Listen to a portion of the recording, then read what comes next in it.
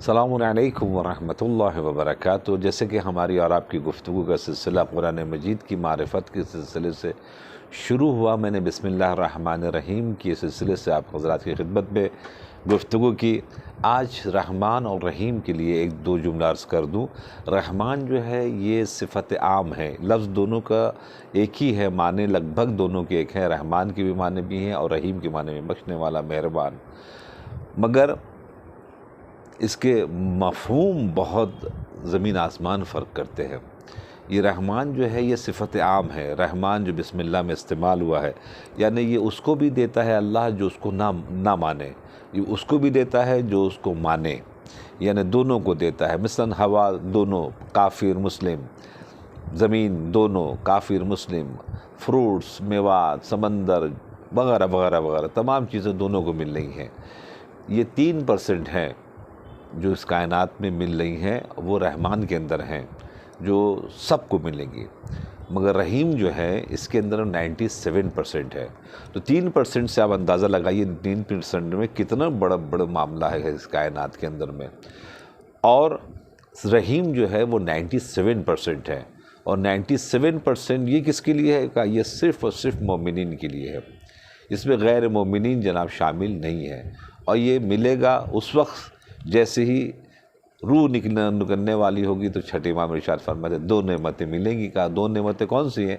کہا کہ 10 مرتبہ اس نے سوال کیا، 10ویں مرتبہ میں امام جعفر صادق علیہ السلام نے ارشاد فرمایا کہ جس وقت روح نکل رہی ہوگی اس وقت 2 نعمتیں، ایک امام علی ہیں، دوسرے امام رسول خدا صلی اللہ علیہ وسلم ہے، کہ سامنے آ کے کھڑے ہو جائیں گے، مومن اور مومنہ ان کی دیدار کریں گے اور اس دنیا سے رخصت ہو جائیں گے۔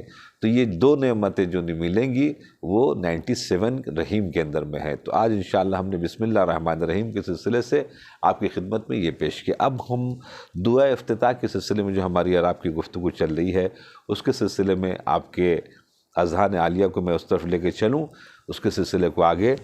اللہم اذنت لی فی دعائک ومسألتک فاسمع یا سمیع مدحتی وعجیب یا رحیم دعوتی۔ کہتے ہیں کہ اے میرے اللہ، اے میرے پروردگار عالم، دعا افتتاح کی دوسرا پیراگراف، تو نے مجھ کو اجازت دی ہے کہ ہم دعا مانگیں۔ اگر دعا انسان کے وجود میں نہ ہو تو پھر مایوسی ہو جاتی ہے، دعا نہ ہو تو پھر انسان جو ہے وہ کس سے کیا بولے۔ بہت سے لوگ ایسے ہیں کہ جسے اگر خدا نخواستہ اگر آپ نے کچھ مانگا تو وہ ہاتھ خالی جا سکتا ہے، وہ آپ کی بے عزتی کر سکتا ہے، وہ آپ کی انسلٹ کر سکتا ہے۔ اس لیے کہا گیا ہے کہ کبھی بھی کوئی بھی شے مانگنے سے پہلے اس آدمی کو ضرور سمجھ لینا کہیں وہ کم ظرف انسان تو نہیں ہے کہ تمہاری ذلت کر دے۔ اس لیے جو خاندانی لوگ ہوتے ہیں، جو باشعور لوگ ہوتے ہیں، اگر وہ کچھ نہ بھی دیں تو کبھی بھی انسلٹ نہیں کریں گے، مگر کچھ لوگ ایسے ہوتے ہیں کہ کچھ نہیں دیتے ہیں مگر وہ انسلٹ کر دیتے ہیں، تو وہ ایسے لوگوں سے بالکل دور رہنے کو کہا گیا ہے۔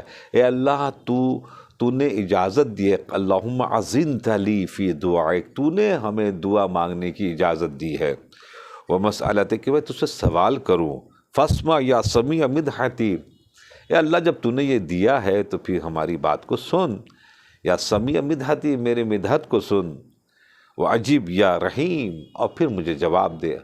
عام ان زندگی میں اگر ہم کسی سے سوال کریں اور وہ جواب نہ دے تو ہم اور آپ برا مان جاتے ہیں۔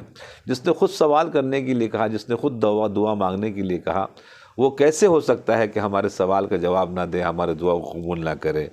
دعوتی عقل یا غفور عسرتی، اور وہ کہ جو ہم نے بہت بخشنے والا ہے اور ہمارے تمام پریشانیوں کو دور کرنے والا ہے۔ ذرا غور فرمائیں، ذرا فکر کریں کہ پروردگار عالم نے کتنی بڑی بڑی نعمتیں دے کے رکھی ہیں۔ فکم یا الہی من قربت قد فرشتها، اے میرے اللہ بہت سے ایسے کرب، مصیبت، دکھ، پریشانی تھی جس کو تو نے دور کر دیا۔ مثال کے طور کے اوپر بہت خطرناک درد ہو رہا تھا آنکھ میں، درد ہو رہا تھا پیٹ میں، درد ہو رہا تھا سینے میں، یا خدا نخواستہ کوئی ایک مصیبت تھی عزت کے عنوان سے، اب پروردگار عالم نے اس مسئلے کو اتنے آسانی کے ساتھ درگزر کروا دیا کہ آپ مثال کے طور پر یہاں آپ کوئی بھی جیسے اس بندے خدا میں سے وہ بچ گیا، تو کس نے بچا لیا؟ اللہ نے بچایا۔ تو اسی چیز کا وہ اقرار کر رہا ہوتا ہے بندہ اس دعا میں، فَكَمْ یا الٰہی من قربۃ قد فرجتھا، بہت سے ایسے میری مصیبت اور کرب اور پریشانی تھی جس کو تو نے دور کر دیا، پتہ بھی نہیں چلا۔ وَحُمُومٍ قد کشفتھا، بہت سے ہماری مصیبتوں کو وہ مصیبتیں تھیں۔ ہموم یعنی ایسا ایسا غم جس میں انسان بہت سے بیمار پڑ جاتے ہیں، ہارٹ اٹیک کر جاتے ہیں۔ ایک ہوتا ہے ظاہری طور کے اوپر چوٹ لگنا، جسم سے خون نکلنے لگا، اور ایک ہوتا ہے جس میں دل پر چوٹ لگتی ہے، کسی نے زبان سے کوئی ایسا لفظ استعمال کیا کہ وہ انسان کی جسم میں نہیں بلکہ روح میں جا کے لگتی ہے۔ مولا کائنات فرماتے ہیں کہ جسم کے چوٹ سے زیادہ زبان کی چوٹ جو دل پر لگتی ہے وہ ہے۔ کیوں؟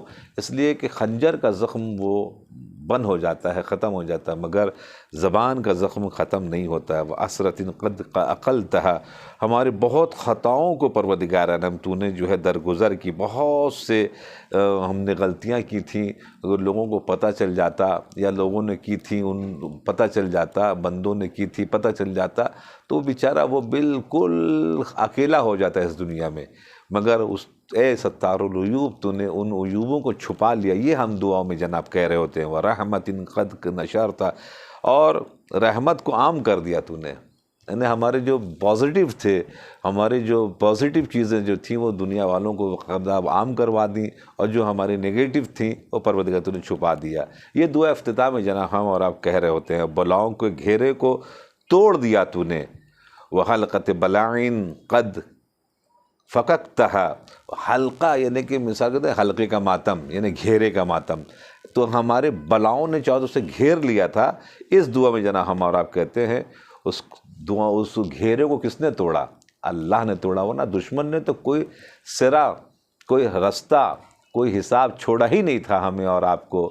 بہت سے بڑے خطرناک اس دنیا میں لوگ ہیں، مگر ان کو نہیں پتہ کہ ان سب کا خالق اوپر بیٹھا ہوا ہے، اس کائنات کا حاکم ہے۔ بیٹھے سے مراد یہ کہ وہ ہر جگہ موجود ہے، اور وہاں سے پوری کائنات کو وہ ہمارے رگ گردن سے بھی زیادہ ہوا، نحن وَأَقْرَبُ مِنْ حَبْلِ الْوَرِيدِ، میں تمہارے رگ گردن سے زیادہ قریب، مجھے بلا کے تو دیکھو، ہم کبھی تمہیں تنہا نہیں چھوڑیں گے۔ موسیٰ فرعون نے تمہیں 10 مرتبہ بلایا، تم نے جواب نہیں دیا، بدبخت تھا، 1 مرتبہ مجھے بلاتا تو میں اس کو ڈوبنے سے بچا لیتا۔ تو جو اپنے دشمنوں کو بھی اتنا موقع دے، اتنا چاہے، تو پھر دوستوں کو کتنا چاہے گا۔ تو انشاءاللہ اپنے دعاؤں میں یاد رکھیے گا، اور انشاءاللہ تعالی عبادتوں میں کوئی کوتاہی مت کیجیے گا۔ والسلام علیکم ورحمۃ اللہ وبرکاتہ۔